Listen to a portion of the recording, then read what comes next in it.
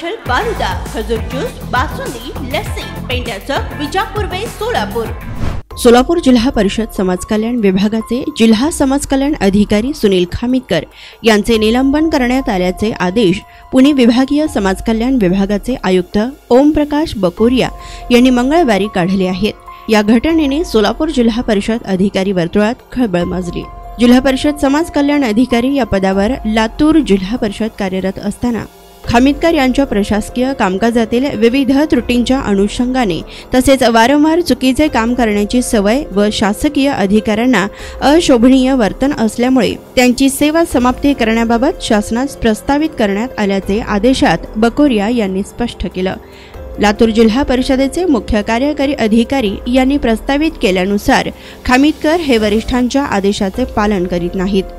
आढावा बैठकीस वारंवार विनापरवानगी अनुपस्थित राहणे, सदस्यांच्या प्रश्नांचे गांभीर्य लक्षात न घेणे तसेच त्यांचे काम असमाधानकारक असणे याबाबत मसुदा शासनास सादर करण्यात आला होता। तसेच खामितकर यांच्या कामकाजात अनुषंगाने विविध सामाजिक संघटना व लोकप्रतिनिधी यांच्याकडून विविध तक्रारी प्राप्त झाल्या असल्याचे निलंबन आदेशात नमूद करण्यात आले आहे। सोलापूर जिल्हा परिषद येथे जिल्हा समाज कल्याण अधिकारी म्हणून कार्यरत असताना त्यांच्याविषयी प्राप्ती तक्रारीनुसार तपासणी समिती नेमणूक समाज कल्याण विभागाची सर्व कार्यस्थानाची दप्तर तपासणी करण्यात आली।